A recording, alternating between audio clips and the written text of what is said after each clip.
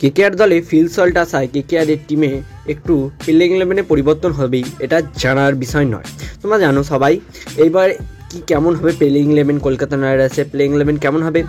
23শে তারিখ হায়দ্রাবাদের বিরুদ্ধে কি স্ট্রং প্লেইং ইলেভেন নিয়ে নামতে চলেছে। গৌতম গম্ভীরের প্লেইং ইলেভেনটা লিক হয়ে গেল।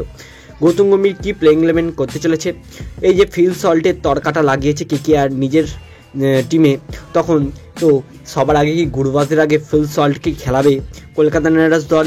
গম্ভীরের স্ট্র্যাটেজি কী হতে চলেছে, আর কেকেআরের স্ট্র্যাটেজির মধ্যে কি ফিট হবে ফিল সল্ট, এই সব নিউজ জানতে হলে প্লেইং ইলেভেন কেমন হতে চলেছে কলকাতা নাইট রাইডার্স, এই সব নিউজ জানতে হলে অবশ্যই পুরো ভিডিওটা দেখবে শেষ অবধি।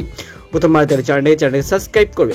আর মিচেল স্টার্ককে দিয়ে গাইস বড় নিউজ দেওয়ার আছে, কবে কেকেআরের ক্যাম্পে যোগদান করবে এই মিচেল স্টার্ক, সেটা জানতে হলে এই ভিডিওটা শেষ অবধি দেখবে। কেন এই নিউজটা দেবো সবার শেষে, কেন মিচেল স্টার্ক এখন বলে দিল যে কোন দিন এই কেকেআর প্র্যাকটিস ক্যাম্পে কত তারিখে যোগদান করবে। সেই নিউজটা যদি তোমরা জানতে চাও অবশ্যই সেই ভিডিওটা শেষ অবধি দেখবে। আর গাইস, যে আমরা কালকের ভিডিওটা কোশ্চেন করেছিলাম, যা ঠিক উত্তর দিয়েছে দেখো গাইস, তাদের নামটা স্ক্রিনে দেখা যাচ্ছে। আর গাইস, আমাদের আজকের দিনের কোশ্চেন হলো মিচেল স্টার্ককে কলকাতা নাইট রাইডার্স আগে আরেকবার কিনেছিল, সেটা কত সালে কিনেছিল। দেখি গাইস কতজন ঠিক উত্তর দিতে পারে। এখান থেকে বুঝে যাবে যে কতজন কেকেআরের সত্যিকারের ফ্যান।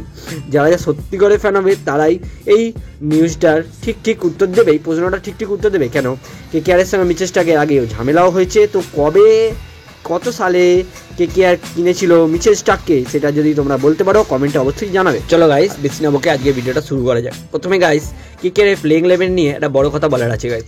এখন ফিল সল্ট আসায় অনেকেই বলছে নাকি গুরবাজকে বাদ করে দেবে।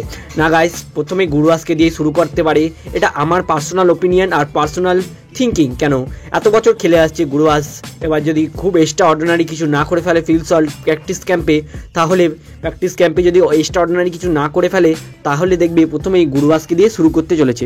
আমি তবুও ব্যাকের স্ল্যাশ দিয়ে দিচ্ছি, বলা যায় না গৌতম গম্ভীরের মাথা কী করবে না করবে, কিচ্ছু বলা যায় না। গৌতম গম্ভীরকে প্রেডিক্ট করা প্রচুর মুশকিল, তো তোমরা ওপেনিং করতে দেখতে পারো ফিল সল্ট স্ল্যাশ রাহমাতুল্লাহ গুরবাজ, আর তার সঙ্গে আসবে ভেঙ্কটেশ আইয়ার, এটা কনফার্ম ভেঙ্কটেশ আইয়ার আসছে। 3 নম্বরে সবাই জানে কেকেআরের ক্যাপ্টেন সুরেশ আইয়ার আসবে। 4 নম্বরে তোমরা সবাই জানো নীতিশ রানা আসবে। 5 নম্বরের জায়গাটা শুধুমাত্র রিঙ্কু সিংয়ের জন্যই ফাঁকা রাখতে হবে। 6 নম্বরের জায়গাটা রাসেলের জন্য ফাঁকা থাকবে। 7 নম্বরে চলে আসবে গাইস সুনীল নারিন। 8 নম্বরে বৈভব অরোরা, মিচেল স্টার্ক 9 নম্বরে, আর 10 নম্বরে তোমার সুরেশ শর্মা, 11 নম্বরে বরুণ চক্রবর্তী। ব্যাস, কেকেআরের প্লেইং ইলেভেন শর্টের আছে। এর মধ্যে যদি ইম্প্যাক্ট প্লেয়ার ধরো চেতন সাকারিয়াকে ঢোকাতে পারো ইম্প্যাক্ট প্লেয়ার হিসাবে, যদি বোলিং করে লাস্টে, আর যদি ব্যাটিং করে সেই বরুণ চক্রবর্তী চেতন সাকারিয়ার জায়গায় ইম্প্যাক্ট প্লেয়ার হিসাবে আসতে পারে। তো এরকম কিছু প্লেইং ইলেভেন হতে পারে কলকাতা নাইট রাইডার্স দলে। আর গাইস, মিচেল স্টার্ককে নিয়ে যে বড় খবরটা দেওয়ার আছে, সেই বড় খবরটা হলো গাইস, কলকাতা নাইট রাইডার্সে কত তারিখে আসবে মিচেল স্টার্ক, সেটা নাকি মিচেল স্টার্ক জানিয়ে দিল। হ্যাঁ গাইস, এখন মিচেল স্টার্কের ম্যানেজারের তরফ থেকে একটা বড় খবর আসছে যে মিচেল স্টার্ক কত তারিখে কেকেআর দলে আসতে পারে। হ্যাঁ গাইস, এই যে আজকে কত তারিখ, আজকে হলো গাইস 13 তারিখ, আর মিচেল স্টার্ক আসবে কত তারিখে, মিচেল স্টার্ক আসবে মোটামুটি 19 তারিখ 18 তারিখ করে কেকেআর প্র্যাকটিস ক্যাম্পে যোগদান করবে এই অস্ট্রেলিয়ান মিচেল স্টার্ক। হ্যাঁ গাইস, এই মিচেল স্টার্ক যোগদান করবে 18-19 তারিখ করে কেকেআর প্র্যাকটিস ক্যাম্পে। আর গাইস, তোমাদের কি শক্তিশালী প্লেইং ইলেভেন হতে পারে সেটা তোমরা অবশ্যই কমেন্টে জানাতে ভুলবে না। আর গাইস, আমার মতে যে প্রথমে গুরবাজকে দিয়ে শুরু করা উচিত, তোমাদের কি মত? প্রথমে কি ফিল সল্টকে দিয়ে শুরু করা উচিত? আমার মতে গুরবাজ আর ফিল সল্ট যাকেই খেলাক তা সেই ঠিকই আছে। গুরবাজ অনেকদিন ধরে খেলছে, একটা অভিজ্ঞতা আছে আইপিএলের, তো অবশ্যই একটা সিজন খেলেছে গুরবাজ, 2টো সিজন খেলেছে, তো গুরবাজকে দিয়ে শুরু করতে পারে, এটা আমার পার্সোনাল ওপিনিয়ন।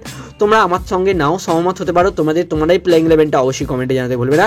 আজকের জন্য এটুকুই, বাই বাই গাইস। কেমন লাগলো ভিডিওটা অবশ্যই কমেন্টে জানাতে ভুলবে না। আজকের জন্য এটুকুই, বাই বাই।